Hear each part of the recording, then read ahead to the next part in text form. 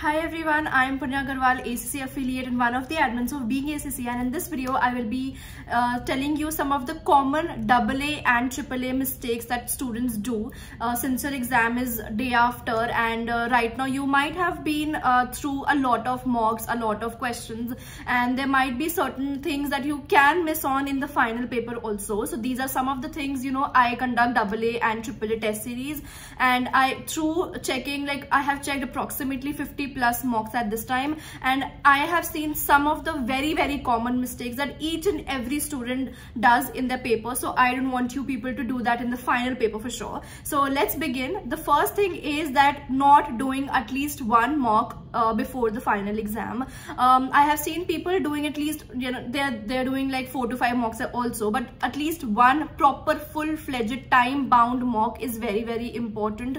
Make sure that you are doing it on timely basis. Doing it on, you're also getting it checked by somebody, either your tutor or someone who is qualified enough to check the paper for you and tell you your mistakes, because it is a subjective paper. You tend to ignore some of the mistakes if you self-check the paper. So that is the first thing. Second thing is section A. Many students, because in audit we only have 2 sections. Section A is only for 30 marks and rest 70 you have subjective paper, right? So section A, many students tend to take it for granted and think that okay, it is just MCQs, we'll be able to do it, we have to have full focus on section B only. But I tell the students that please do not take it for granted, because those 30 marks are also equally important to get you a pass mark in your final paper, because that 30 marks can actually make or break the paper. So I generally recommend students that you should be able to score 20 or above in section A, so that you're on a safer side, because of course you'll be able to score at least 30 in your section B out of 70. That's a no-go, right? So you should do enough practice for section A that you are able to score at least 20 and above. One thing. Second thing is how to solve section A questions. I'm very confused. Sometimes the option seems very similar. First thing is you should go with elimination approach. Think that okay, out of these options, these two will not be short there in the question, won't be the answer, and now you are left with only 2. So identify amongst them, right? If for example you're confused between those two, read the case study again, the part of the question again, and then read the question again, and then I think you'll be in a better position to understand the requirement and also the option that is given to you. So that was for your how to attempt section A. And for section A, your practice should be done from examiner reports. Examiner reports for section A are very important. You cannot skip examiner reports. Not just the practice part of it, not just solving the questions from the examiner reports, but also understanding whatever the examiner is stating in the examiner report, because they have stated what went wrong with the students who scored lesser marks, and what went, how did the people who scored very good marks in paper, how did they score and how did they attempt the paper. So you will be getting an insight into examiner's mind if you read the examiner report. It is good for section A, good for section B. So examiner report should not be skipped at any cost.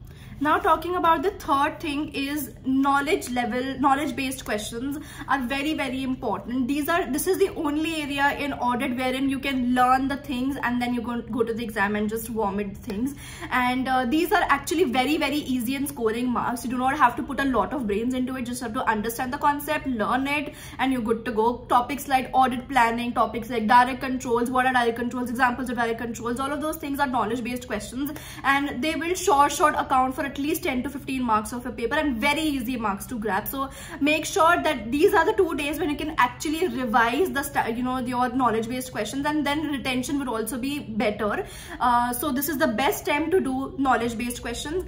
Fourth thing is IFRSs and standards. There are a lot of people who take standards for granted. They think that it's not important, but for audit it is important. Your full paper is based on the standards that you have done in FR and all of the IFRSs and the IAS. It is based upon that, and if you do not refer to them, of course if you won't be getting any direct marks cut because of those in some of the areas, but the examiner will notice it that you're not referring your explanations to the standards and maybe cuts the marks. So we always have to be on the safer side. Revise the standards. This is again the best time to revise all of the standards. Saturday and Sunday, the best time, because the retention will be at your peak since your paper is on Monday. So that was your fourth tip fourth mistake that usually students do. Fifth thing is presentation. Presentation is also very, very important. I understand that AA does not have any professional marks as such like we have in AAA, but AA requires a lot of like presentation as well. So presentation in terms of firstly typing error. I've seen people making a lot of spelling mistakes. Of course, direct marks won't be cut for the spelling errors, but of course you will, you know, exam if you're doing a lot of spelling errors in their paper. I've seen people doing like 5 to 6 spelling errors in a single sentence. Of course, the examiner will get irritated and will not give you enough marks, right? So spelling errors plus the presentation as a whole, like giving like proper headings, you know, leaving gaps between the explanations and the standards. This is the basic of presentation that you should not avoid. Plus for the presentation in terms of whatever is given in the question, you have gotten in the question. For example, you're given like amounts in the question, put them in your, use them in your, you know, sentences, use them in your substantive procedures and etc. Use the wordings from the question in your answer to make it more relatable to the answer, right? Especially substantive procedures, you should use the name of the question, amounts in the which is given in the question in your substantive procedures for sure, even the other in the orator's risk, in the internal control deficiencies and everything else. So you should use them, and this is again a part of your presentation. Of course, no direct marks are being cut, but again, marks can be cut if you are not following this for sure. Like the examiner can get irritated for sure, so you just need to avoid that.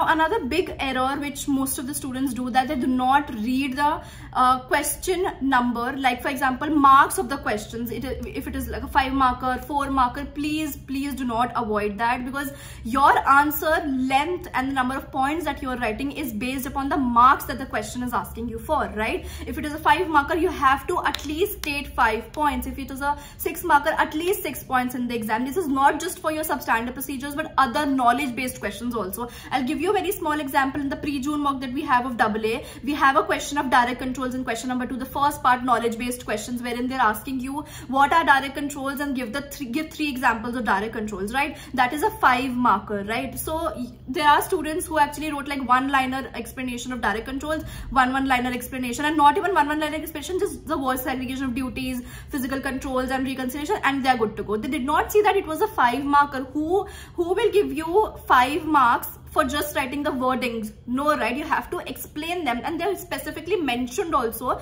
that you have to briefly explain the examples that you're writing. So you have to focus upon the marks also. So there are students who actually, you know, forget to look at the marks, just read the question in a hurry because of other reasons, and you know, they forget to look at the marks and then they just write whatever they know and they're good to go. Please see the marks also, they are equally important. Now coming to your conceptual actual based or actual mistakes that students usually do. Firstly, in audit, whatever you're writing, whether it is risk, whether it is substantive procedures, whether it is controls, deficiencies, whatever, in audit you have to state the reason why. Why is very, very important. Providing explanation is very, very important for you to be able to score good marks, right? You cannot just state the statement. For example, this is the development cost and this was the development cost, so this is a risk. How is it a risk? How are you explaining this is a risk? So why is very, very important. What, why and how in audit is very, very important. And the next thing is that I always suggest the students that, you know, your answer should be as per the items of the financial statements, like your risk, your controls, deficiencies, whatever you write in audit, they should be in relation, like that, how is it impacting your financial statements, the items of the financial statement, how is that risk or how is that deficiency impacting your financial statements negatively,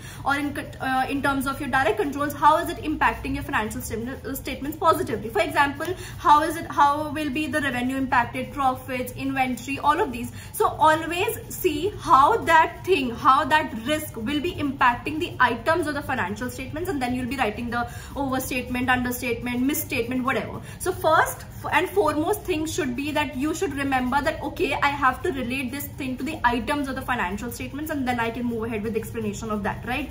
So that is one thing. Second thing is that you have to state about you know, your other risks that we have. which is detection risk, control risk, inheritance risk. I've seen students, even if they write about the new client, they're not writing about the detection risk, which is again not advisable, because you won't be getting any marks for that. You're providing the explanations about the opening balances and everything, but you're not providing that it is eventually a detection risk, right?